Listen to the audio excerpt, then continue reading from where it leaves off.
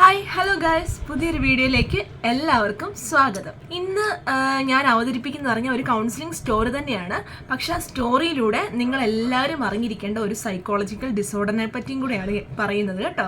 Welcome back to my YouTube channel. I'm Karthika, psychiatric social worker and psychological counsellor. എൻ്റെ സർവീസിൻ്റെ ഭാഗമായിട്ട് ഞങ്ങൾ പല ഷെൽട്ടർ ഹോമൊക്കെ വിസിറ്റ് ചെയ്യേണ്ടി വന്നിട്ടുണ്ട്. അതായത് ഞാനുണ്ടാവും, ഒരു സൈക്കോളജിസ്റ്റ് ഉണ്ടാവും, ഒരു സൈക്കാട്രിസ്റ്റ് ഉണ്ടാവും. ഞങ്ങൾ മൂന്നുപേരും കൂടെയാണ് വിസിറ്റൊക്കെ നടത്തുക. അങ്ങനെ ഞങ്ങൾ കേരളത്തിൽ തന്നെ ഒരു ഷെൽട്ടർ ഹോമിലേക്ക് ഞങ്ങൾ ഒരു വിസിറ്റ് നടത്തി.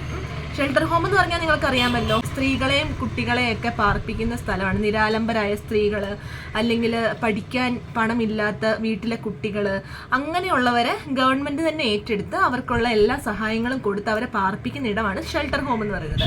പലതരം ഷെൽട്ടർ ഹോം ഉണ്ട് കേട്ടോ. ഡൊമസ്റ്റിക്കലി അബ്യൂസ്ഡ് ആയിട്ടുള്ള സ്ത്രീകൾ, അങ്ങനെ പല ടൈപ്പ് ഷെൽട്ടർ, സ്ത്രീകൾക്കും പുരുഷന്മാർക്കും ഒക്കെ സെപ്പറേറ്റ് ഷെൽട്ടർ ഹോംസ് ഉണ്ട്. അപ്പം ഞങ്ങൾ ചെന്നത് സ്ത്രീകളെയും കുട്ടികളെയും പാർപ്പിക്കുന്ന ഒരു ഷെൽട്ടർ ഹോമിലാണ് ചെന്നത്. നല്ലൊരു ഷെൽട്ടർ ഹോമാണ്. ഏകദേശം ഒരു 25ഓളം അന്തേവാസികൾ അതിനകത്ത് ഉണ്ടായിരുന്നു. അപ്പോൾ ഞങ്ങൾ എല്ലാവരുമായിട്ടും ഒന്ന് മിങ്കിൾ ചെയ്യാൻ വേണ്ടി പോയതാണ്. അവർക്ക് എന്തെങ്കിലുമൊക്കെ ഒരു പ്രശ്നം ഉണ്ടെങ്കിൽ നമ്മൾ അവരോട് സംസാരിച്ചൊരു സൊല്യൂഷനൊക്കെ കൊടുക്കുക, അങ്ങനെ ഒരു പ്ലാനിലാണ് ഞങ്ങൾ പോയത്. ഓരോരുത്തരെയൊക്കെ വിളിച്ച് ഞങ്ങൾ മിങ്കിൾ ചെയ്യാൻ തുടങ്ങി, സംസാരിക്കാൻ തുടങ്ങി. അപ്പം ആ കൂട്ടത്തിൽ ഒരു ലേഡി ഉണ്ടായിരുന്നു. അവർ പകുതി മലയാളി പകുതി തമിഴ്, അങ്ങനെ ഒരു ലേഡി ആയിരുന്നു. അവരുടെ വീട് എനിക്കൊന്ന് കന്യാകുമാരി ആ ഒരു സൈഡിലായിരുന്നു അവരുടെ വീട്. കേരളത്തിൽ നിന്നാണ് കല്യാണം കഴിച്ചതും പിന്നെ കേരളത്തിൽ അങ്ങ് സെറ്റിൽഡ് ആവുമായിരുന്നു ചെയ്തത്. അപ്പം അവരുടെ പേര് നമുക്ക് ഒറിജിനൽ പേര് പറയാൻ പറ്റത്തില്ല, എന്നാലും നമുക്ക് അവരെ മാലതി എന്ന് വിളിക്കാം. മാലതിക്ക് 3 കുട്ടികളാണ് ഉള്ളത്. 3 പേരും പെൺകുട്ടികളാണ്. മൂത്തയാള് 6ാം ക്ലാസ്സിൽ, ഇളയാള് 4ാം ക്ലാസ്സിൽ, ഏറ്റവും മൂന്നാമത്തെ ആള് അംഗനവാടി പഠിക്കുന്നു. അങ്ങനെ ഒരു ഇതായിരുന്നു കേട്ടോ. ആ ഷെൽട്ടർ ഹോമിൽ നിന്ന് തന്നെയാണ് ആ കുട്ടികളെ പഠിപ്പിക്കാൻ വിടുന്നതൊക്കെ.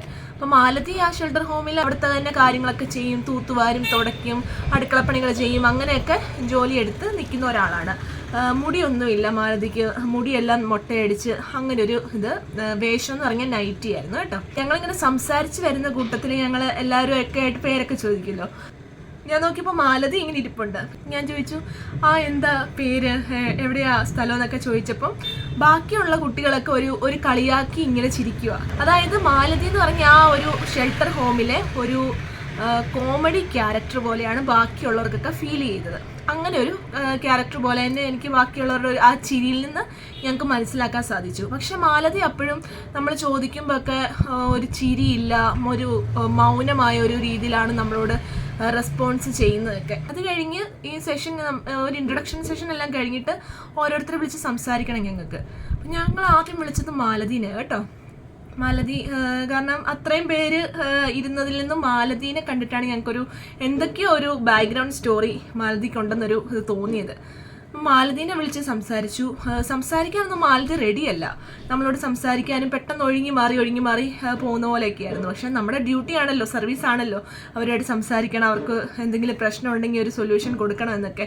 മാലതിനെ വിളിച്ചെടുത്തിരുത്തി ബേസിക് കാര്യങ്ങളൊക്കെ ചോദിച്ചു. മാലതിയുടെ വീട് കന്യാകുമാരിയാണ്, കേരളത്തിലാണ് കല്യാണം കഴിച്ചത്, അങ്ങനെയുള്ള കാര്യങ്ങളൊക്കെ പറഞ്ഞു. 3 കുട്ടികളാണ്. അത് കഴിഞ്ഞ് നമ്മളിങ്ങനെ സംസാരിച്ച് വരുന്ന കൂട്ടത്തിൽ മാലതി ഞങ്ങളോട് പറയാണ്, എനിക്ക് പേടിയാണ് മാഡം. അപ്പം ഞങ്ങൾ സംസാരിച്ചുകൊണ്ടിരിക്കുന്ന സമയത്ത് മാലതി ഭയങ്കര ഒരു പേടിച്ചുള്ളൊരു മുഖമായിരുന്നു കൂടുതൽ എക്സ്പ്രസ് ചെയ്തത്. അതായത് നമുക്കറിയാലോ, ഒരാളുടെ ഒരു പേടിച്ച മുഖം കാണുമ്പോൾ നമുക്ക് മനസ്സിലാവുമല്ലോ. ഇങ്ങനെ അങ്ങോട്ടും ഇങ്ങോട്ടൊക്കെ നോക്കുക, മൊത്തം ഒരു റെസ്റ്റ്ലെസ് ഒരു ബിഹേവിയർ ആയിരുന്നു മാലതിയുടേത്. അപ്പം ഞാൻ ചോദിച്ചു, മാലതി എന്തെങ്കിലും പേടിയുണ്ടോ, എന്തെങ്കിലും? കാരണം മാലതിനെ പുറമേ കാണുമ്പോൾ ഞങ്ങൾക്കത് മനസ്സിലാവുന്നുണ്ട്, എന്തോ ഒരു പേടി ഉള്ളിൽ കിടക്കുന്ന പോലെയാണ് തോന്നുന്നത്. എന്തെങ്കിലും പേടിയോ എന്തെങ്കിലും ഉണ്ടോ എന്ന് ചോദിച്ചു. മാലതി ആദ്യം പറയാൻ റെഡി ആയില്ല കേട്ടോ. കുറച്ചു നേരം ഞങ്ങൾ മാറിയൊക്കെ ഞങ്ങളിങ്ങനെ സംസാരിച്ച് വന്നപ്പോൾ മാലതി പറയാണ്, എനിക്കൊരു പ്രശ്നമുണ്ട് മാഡം. ഇവിടെ എല്ലാവർക്കും അറിയാം ആ പ്രശ്നം. പക്ഷേ എല്ലാവരും ഞാനത് പറയുമ്പോൾ അവർ കളിയാക്കി ചിരിക്കുകയാണ് ചെയ്യുന്നത്. അവർ എന്നെ കളിയാക്കി ചിരിക്കും, ഭയങ്കരമായിട്ട് അങ്ങ് അപമാനിക്കുന്ന പോലെ ആക്കും. പക്ഷേ എനിക്കൊരു ഭയമുണ്ട്. ഞാൻ ചോദിച്ചു, എന്താ ഭയം മാലതിയുടെ? അപ്പോൾ മാലതി പറഞ്ഞ കാര്യം എന്ന് പറഞ്ഞാൽ, ഞാൻ കുളിമുറി കയറുമ്പം, എൻ്റെ ഹസ്ബൻഡ് മരിച്ചു പോയ ആളാണ്. ഞാൻ കുളിമുറി കയറുമ്പം എൻ്റെ ഹസ്ബൻഡിൻ്റെ ആത്മാവിനെ ഞാൻ കാണുകയാണ് ചെയ്യുന്നത്. അപ്പം ഞാൻ ചോദിച്ചു, അത് എത്ര നാളായി മാലതി അങ്ങനെ കാണാൻ തുടങ്ങിയിട്ട്? ആൾ പറയുന്നു, കഴിഞ്ഞ 4 വർഷമായിട്ട് ഞാൻ കാണുകയാണ്. ടോയ്ലറ്റിൽ കയറുമ്പം 4 വർഷമായിട്ട്, കഴിഞ്ഞ 4 വർഷമായിട്ട് അടുപ്പിച്ച് എൻ്റെ ഭർത്താവിനെ ഞാൻ കണ്ടുകൊണ്ടിരിക്കുകയാണ്. അതുകൊണ്ട് എനിക്ക് മനസ്സമാധാനമായിട്ട് എനിക്ക് കുളിക്കാൻ സാധിക്കുന്നില്ല, എനിക്കിന്ന് ക്ലീൻ ആവാൻ സാധിക്കുന്നില്ല, എനിക്കതൊരു വലിയ പ്രശ്നമാണ് എന്ന് പറയാണ് കേട്ടോ. അപ്പോൾ ശരിക്കും ഞങ്ങൾ മാലതിയുടെ ഒരു ബാക്ക്ഗ്രൗണ്ട് സ്റ്റോറി ഞങ്ങൾ മാലതിയോട് തന്നെ ചോദിച്ചറിഞ്ഞപ്പം മാലതിയുടെ ഒരു ബാക്ക്ഗ്രൗണ്ട് സ്റ്റോറി എന്ന് പറഞ്ഞാൽ ഇവർ കന്യാകുമാരിയിലെ ഒരു പാവപ്പെട്ട ഒരു ഗ്രാമീണ സ്ത്രീയാണ്. കന്യാകുമാരിയിലേക്ക് തന്നെ ജോലിക്കായിട്ട് വന്നതാണ് ഈ മാലതിയുടെ ഹസ്ബൻഡ്. നല്ല സ്നേഹസമ്പന്നനായ ഒരാളാണ് കേട്ടോ. ദാരിദ്ര്യത്തിൽ ജീവിക്കുന്ന ആളുകളാണ് ഈ മാലതിയും ഭർത്താവും ഒക്കെ. എന്നാലും അവരുടെ സ്നേഹത്തിന് കുറവൊന്നുമില്ല. രണ്ടുപേരും അത്രയും സ്നേഹിച്ചാണ് അവർ ജീവിച്ചിരുന്നത്. അങ്ങനെ അവർക്ക് 2 പെൺകുട്ടികളുണ്ടായി. ഈ മാലതിയുടെ ജോലി എന്ന് പറഞ്ഞാൽ വീടുകളിൽ പണിയെടുക്കാൻ പോകും. അതാണ് മാലതിയുടെ മെയിൻ ജോലി. ആ ഒരു വീട്ടിലെ എല്ലാ പണികളും, ബ്രേക്ക്ഫാസ്റ്റ് ഉണ്ടാക്കും, ലഞ്ച് ഉണ്ടാക്കും, അവിടെ തൂത്തുവാരും തുടയ്ക്കും, അങ്ങനെയുള്ള എല്ലാ പണികളും മാലതിയാണ് ചെയ്തിരുന്നത്. അപ്പം മാലതിയുടെ മെയിൻ ജോലി തന്നെ വീട്ടുജോലി ചെയ്യാനായിരുന്നു. മാലതിയുടെ ഹസ്ബൻഡ് കല്ല് വെട്ടുന്ന ജോലിയായിരുന്നു. അങ്ങനെ ഇവർ രണ്ടുപേരും കഷ്ടപ്പെട്ട് പണിയെടുത്താണ് ഇവരുടെ കുടുംബം നോക്കിക്കൊണ്ടിരുന്നത്. ഈ 2 പെൺകുട്ടികളെ ഇവർ വളർത്തിക്കൊണ്ടിരുന്നത്. ഇതിൻ്റെ ഇടയ്ക്ക് മാലതിക്ക് സംഭവിച്ചൊരു കാര്യം എന്ന് പറഞ്ഞാൽ മാലതി പുതിയൊരു വീട്ടിലേക്ക് വീട്ടുജോലിക്ക് ചെല്ലുകയാണ്. പുതിയതായിട്ടൊരു വീട്ടിലേക്ക്.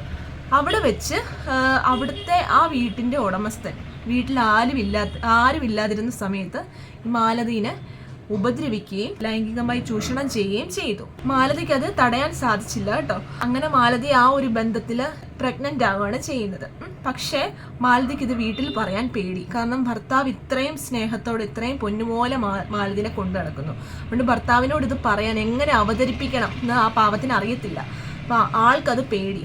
അങ്ങനെ മാലതി ആരും അറിയാതെ ആ പ്രഗ്നൻസി കൊണ്ടു നടന്നു. ആരും അറിഞ്ഞില്ല. 9 മാസം വരെ ആ പ്രഗ്നൻസി അവള് വീട്ടിലാരെയും അറിയിക്കാതെ അവള് കഷ്ടപ്പെട്ട് കൊണ്ടു നടന്നു. എന്നിട്ട് ഡെലിവറി സമയമായപ്പം മാലതി ചെയ്തത് വീട്ടിലെ ബാത്റൂമിൽ കയറി കുഞ്ഞിന് ജന്മം നൽകി. എന്നിട്ട് മാലതി വേഗം ബാത്റൂമിൽ നിന്ന് ഇറങ്ങി അവശയായി നിലത്ത് കിടന്നു. അപ്പം ഈ ഒരു കരച്ചിലും ബഹളമൊക്കെ കേട്ട് മാലതിയുടെ ഹസ്ബൻഡും മാലതിയുടെ അമ്മയും ഓടി വന്നു കേട്ടോ. വീടിൻ്റെ ബാത്റൂമിൻ്റെ സൈഡിലേക്ക് ഓടി വന്നപ്പം ബാത്റൂമിൻ്റെ അകത്തൊരു കുഞ്ഞ് കിടക്കുന്നു. മാലതി തൊട്ടടുത്ത് അവശ നിലയിൽ കിടക്കുന്നു. അപ്പോൾ അവർക്ക് കാര്യം കണ്ടപ്പോഴേ അവർക്ക് മനസ്സിലായി എന്തോ ഇങ്ങനെ സംഭവിച്ചിട്ടുണ്ടെന്ന് അവർക്ക് മനസ്സിലായി. പക്ഷെ അവർക്ക് ആ ചോരക്കുഞ്ഞിനെ കണ്ട് അവർ ചെയ്ത് ആ കുഞ്ഞിനെ എടുത്ത് അതിനെ ക്ലീൻ ചെയ്ത് വൃത്തിയാക്കി എല്ലാം ഈ ഹസ്ബൻഡാണ് ചെയ്യുന്നത്. അവർ മാലതിയോട് കൂടുതലൊന്നും ചോദിക്കാൻ നിന്നില്ല. എല്ലാം ഹസ്ബൻഡ് മാലതിയോട് ചോദിച്ചു, ഇതെന്താ സംഭവം, ഞാൻ അറിയാതെ എങ്ങനെ നടന്നു, ഇതൊക്കെ എന്താ പറ്റിയെന്നൊക്കെ ഹസ്ബൻഡ് ആവർത്തിച്ച് ചോദിക്കുന്നുണ്ട്. പക്ഷെ മാലതിക്ക് ഉത്തരം ഒന്നും പറയാൻ പറ്റുന്നില്ല. മാലതി ആകെ ഡെസ്പായിട്ട് എന്ത് പറയണം, ആ അവശനിലയിൽ എങ്ങനെ പറയണമെന്ന് പോലും മാലതിക്ക് അറിയത്തില്ല. മാലതി അങ്ങനെ അവശനിലയിൽ കിടക്കുകയാണ് ചെയ്തത് കേട്ടോ. ഈ ഭർത്താവ് എന്താ ചെയ്തെന്ന് വെച്ചാൽ ഇദ്ദേഹം കുഞ്ഞിനെ ക്ലീൻ ആക്കി അകത്ത് കൊണ്ട് അമ്മയുടെ കയ്യിൽ കൊടുത്തു. എന്നിട്ട് അതേ ബാത്റൂമിൽ തന്നെ കയറി സ്വയം ജീവൻ ഒടുക്കി. അപ്പം ഇത് മാലതിയുടെ ജീവിതത്തിൽ ഒരു വലിയൊരു ട്രോമയാണ്. മാലതി കാരണം അത്രയും കാര്യമായിട്ട് സ്നേഹിച്ച ഭർത്താവിനെ ചതിച്ച പോലെ ഒരു തോന്നലാണ് മാലതിക്ക് സ്വയം തോന്നിയത്. എന്നിട്ട് കുറേ നാള് മാലതി ആരോടും മിണ്ടാതെ ഒരുമാതിരി മാനസിക നില തെറ്റിയ ഒരു സ്ത്രീയെ പോലെയാണ് അവർ ജീവിച്ചത്. ആരോടും ഈ കുഞ്ഞിനെ പോലെ അവർ നോക്കത്തില്ലായിരുന്നു. മൂത്ത 2 കുട്ടികളെ പോലെ അവർ നോക്കത്തില്ല. ജോലിക്കൊന്നും പോകത്തില്ല. വീട്ടിൽ തന്നെ ഒതുങ്ങിക്കൂടി അങ്ങിരിക്കുകയാണ് ചെയ്തത്. അങ്ങനെ മാലതിയുടെ ഈ അവസ്ഥ കണ്ടിട്ട് പിന്നെ ഈ ഹസ്ബൻഡ് മരിച്ചപ്പോൾ പോലീസ് കേസൊക്കെ ആവുമല്ലോ.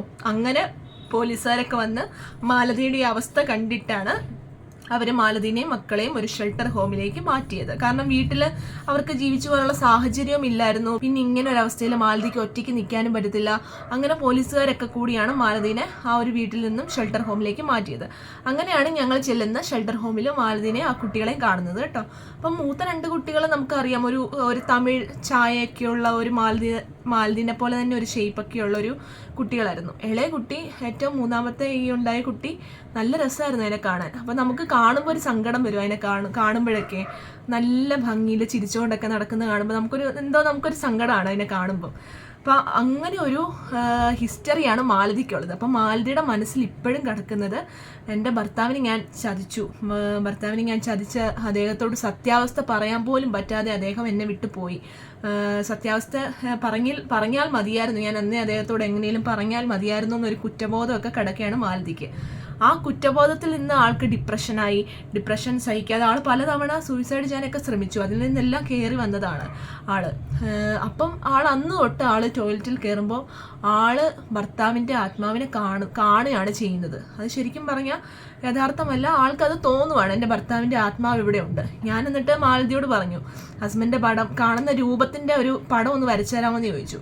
അപ്പോൾ വരച്ചു തന്നു കേട്ടോ. നമ്മളൊരു വെള്ള പേപ്പർ കൊടുത്തപ്പോൾ അതിൽ വരച്ചൊക്കെ തന്നു. അത് കണ്ടാൽ നമുക്ക് ശരിക്കും പേടി വരും. കാരണം ഉണ്ട കണ്ണും വലിയ പല്ലൊക്കെ ആയിട്ട്, കൂർത്ത പല്ലൊക്കെ ആയിട്ടാണ് മാലതി വരച്ചത്. കണ്ടാൽ ശരിക്കും നമുക്ക് പേടി വരും. പക്ഷെ അവർ കാണുന്ന രൂപം അതാണ്. ഇതാണ് മാലതിയുടെ കേസ് എന്ന് പറയുന്നത്. അപ്പം ഇതിൽ നിന്ന് ഞാൻ നിങ്ങളോട് പറയാൻ വരുന്നത്, ഈ മാലതി കാണുന്നത് യഥാർത്ഥത്തിൽ ഭർത്താവിൻ്റെ രൂപമാണോ? ഒരിക്കലുമല്ല. ഇത് ശരിക്കും ഹാലൂസിനേഷൻ എന്നൊരു സൈക്കോളജിക്കൽ ഡിസോർഡർ ആണ്. ഈ ഹാലൂസിനേഷൻ എന്ന് പറഞ്ഞാൽ എന്താണെന്നറിയാമോ? യഥാർത്ഥത്തിൽ ഇല്ലാത്ത ഒരു സാധനമാണ്. അത് നമ്മൾ കാണുവാണ്, ചിലപ്പോൾ നമ്മൾ കേൾക്കും, ചിലപ്പോൾ നമ്മളെ സ്പർശിക്കുന്ന പോലെ തോന്നും, പക്ഷെ അവിടെ ഇല്ല ആ സാധനം. അതിനെയാണ് ഹാലൂസിനേഷൻ എന്ന് പറയുന്നത്. യഥാർത്ഥത്തിൽ ഇല്ലാത്ത ഒരു സാധനം നമ്മൾ കാണുന്നതിനെയാണ് ഹാലൂസിനേഷൻ എന്ന് പറയുന്നത്. അതായത് പുറത്തൊന്നും ഇല്ലെങ്കിലും നമുക്കത് യഥാർത്ഥമായിട്ട് തോന്നുക. ശരിക്കും നമ്മുടെ പഞ്ചേന്ദ്രിയങ്ങളില്ലേ, കണ്ണ്, മൂക്ക്, നാക്ക്, ചെവി, ത്വക്ക്, ഈ 5 ഇന്ദ്രിയങ്ങൾ കൊണ്ട് മാത്രമേ ഇതിനെ അനുഭവിക്കാൻ പറ്റുകയുള്ളൂ. അതായത് കണ്ണുകൊണ്ട് നമ്മൾ കാണുന്നതിനെ, കണ്ണുകൊണ്ട് നമ്മൾ ഇല്ലാത്ത ഒരു കാര്യം കാണുന്നതിനെ വിഷ്വൽ ഹാലൂസിനേഷൻ എന്നാണ് പറയുന്നത്. ഇവിടെ മാലതിക്ക് സംഭവിച്ചിരിക്കുന്നതും വിഷ്വൽ ഹാലൂസിനേഷൻ ആണ്. അവിടെ ഇല്ല, ഭർത്താവിന്റെ ആത്മാവ് എന്ന് പറഞ്ഞൊരു സാധനം ആ ബാത്റൂമിൽ ഇല്ല, പക്ഷെ മാലതി അത് യഥാർത്ഥത്തിൽ കാണുന്ന പോലെ തോന്നുകയാണ് ചെയ്യുന്നത്. അതിനെയാണ് വിഷ്വൽ ഹാലൂസിനേഷൻ എന്ന് പറയുന്നത്. കൂടുതലും ഈ വിഷ്വൽ ഹാലൂസിനേഷൻ ഉള്ളവര് ഇല്ലാത്ത ആളുകളെയോ രൂപങ്ങളെയോ ഒക്കെയാണ് കാണുന്നത്. അതായത് ഭീകര രൂപങ്ങള്, നിഴൽ രൂപങ്ങളൊക്കെ ഇല്ലേ, അതൊക്കെയായിരിക്കും ഇവർ കൂടുതലും കാണുന്നത്. മരിച്ച വ്യക്തികളെയും ഈ കൂട്ടർ കാണും കേട്ടോ. മാലതിക്ക് ഇവിടെ സംഭവിച്ച ഇതാണ്. അടുത്തൊരു ടൈപ്പ് ഹാലൂസിനേഷൻ ആണ് ഓൾ ഫാക്ടറി ഹാലൂസിനേഷൻ. അതായത് നമ്മുടെ മൂക്കുകൊണ്ട് നമുക്ക് കിട്ടുന്നത് ഇല്ലാത്ത മണം അനുഭവിക്കുകയാണ് ചെയ്യുന്നത്. കൂടുതലും ഈ ഒരു ഹാലൂസിനേഷൻ അനുഭവിക്കുന്നവർക്ക് കിട്ടുന്ന മണം എന്ന് പറഞ്ഞാൽ ചീഞ്ഞ ദുർഗന്ധം, അതുപോലെ കത്തുന്ന മണം, ഇതൊക്കെയാണ് കൂടുതൽ അങ്ങനെയുള്ള ആളുകൾക്ക് കിട്ടുന്നത്. ഇനി അടുത്താണ് ഓഡിറ്ററി ഹാലൂസിനേഷൻ. അതായത് ഇല്ലാത്ത ശബ്ദങ്ങൾ നമ്മൾ കേൾക്കുക, നമ്മുടെ ചെവി കൊണ്ട് അനുഭവപ്പെടുന്നതാണ് ഓഡിറ്ററി ഹാലൂസിനേഷൻ.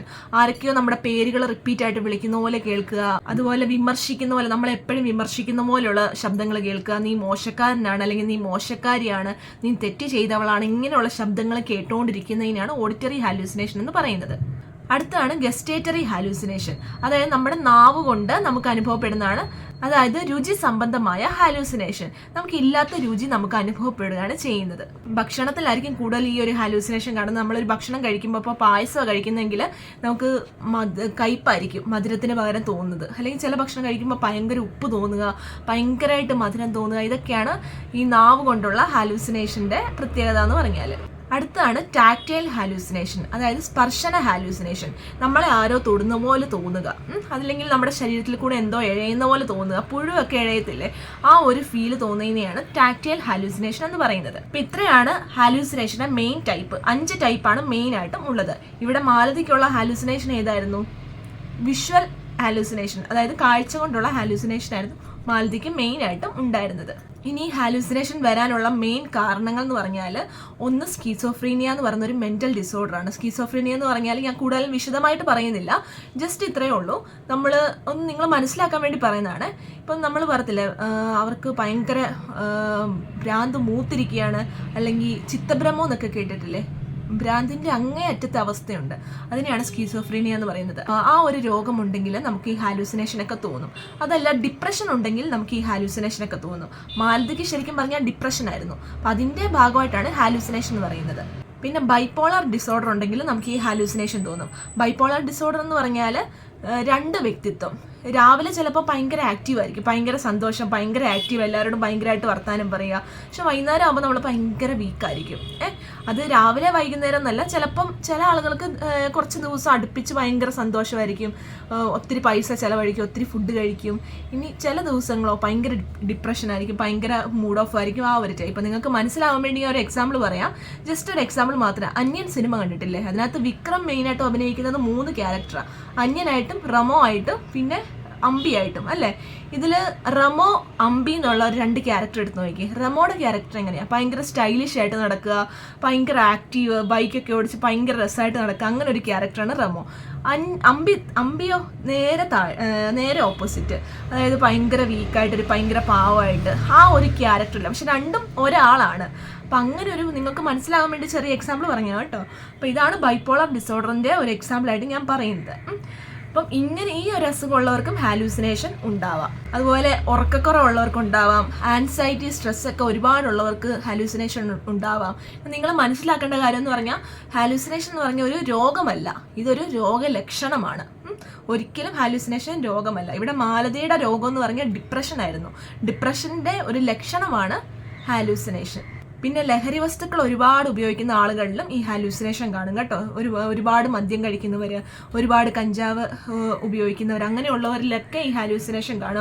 അവരൊക്കെ തന്നെ പറയുന്ന നമ്മൾ ചില സിനിമകളിലൊക്കെ ഇങ്ങനെ കണ്ടിട്ടില്ലേ, പറന്ന് നടക്കുന്ന പോലെ ഒരു ഫീല്, അങ്ങനെയൊക്കെ തോന്നുക.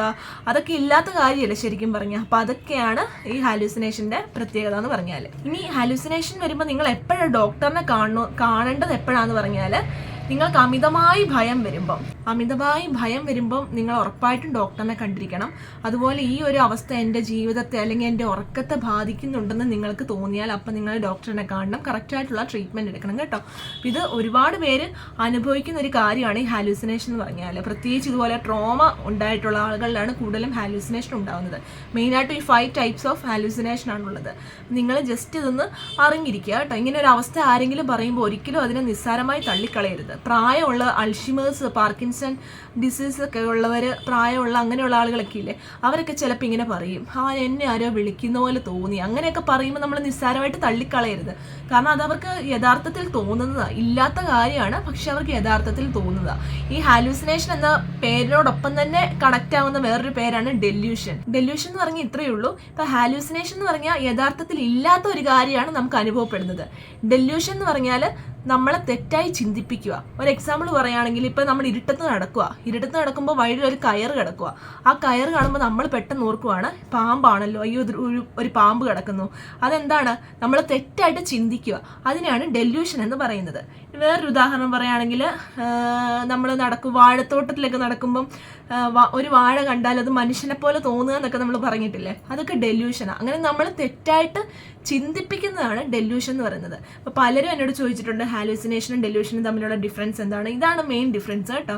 ഹാലൂസിനേഷൻ എന്ന് പറഞ്ഞാൽ നമ്മുടെ പഞ്ചേന്ദ്രിയങ്ങൾ കൊണ്ട് കാണുന്നു, യഥാർത്ഥത്തിൽ ഇല്ലാത്ത സാധനം നമുക്ക് ഫീൽ ചെയ്യുന്നു. ഡെല്യൂഷൻ എന്ന് പറഞ്ഞാൽ അവിടെ ഉണ്ട് ഒരു സാധനം, പക്ഷെ അത് നമ്മൾ തെറ്റായിട്ട് നമ്മളത് ചിന്തിക്കുക. അതിനാണ് ഡെല്യൂഷൻ എന്ന് പറയുന്നത്. അപ്പോൾ ഇതാണ് ഇന്നത്തെ ഒരു കൗൺസിലിംഗ് സ്റ്റോറിയിൽ ഞാൻ നിങ്ങളോട് എക്സ്പ്ലെയിൻ ചെയ്യുന്നത് കേട്ടോ. മാലതി ഇപ്പോൾ കറക്റ്റ് ട്രീറ്റ്മെൻ്റ് ഒക്കെ എടുത്തുകൊണ്ടിരിക്കുകയാണ്. മാലതി ഇപ്പോൾ വലിയ കുഴപ്പമൊന്നുമില്ലാതെ പോകുന്നു. നമ്മൾ കുറേ കൗൺസിലിംഗ് ഒക്കെ കൊടുത്തു, മരുന്ന് കഴിക്കുന്നുണ്ട്. അപ്പോൾ അതിനോടൊപ്പം മാലതി ഹാപ്പി ആയിട്ട് അന്നത്തേലും ഭേദമായിട്ട് മുന്നോട്ട് തന്നെ പോകുന്നുണ്ട് കേട്ടോ. അപ്പം ഇതാണ് ഇന്നത്തെ കൗൺസിലിംഗ് സ്റ്റോറിയിൽ ഞാൻ നിങ്ങളോട് പറയാൻ ആഗ്രഹിക്കുന്നത്. അപ്പം അടുത്ത സ്റ്റോറിയായിട്ട് ഞാൻ അടുത്ത വീഡിയോയിൽ ഉടൻ തന്നെ വരാം. ചാനൽ ഇഷ്ടപ്പെട്ട എല്ലാവരും വീഡിയോ ലൈക്ക് ചെയ്യണം, എൻ്റെ ചാനൽ സബ്സ്ക്രൈബ് ചെയ്യണം കേട്ടോ. കുറേ സൈക്കോളജിക്കൽ ഡിസോർഡറിനെ പറ്റിയും സൈക്കോളജിനെ പറ്റിയൊക്കെ നമുക്ക് ഈ ചാനലിൽ ഡിസ്കസ് ചെയ്യാം. അപ്പം അടുത്ത വീഡിയോ ആയിട്ട് വരുന്നവരെ ബൈ.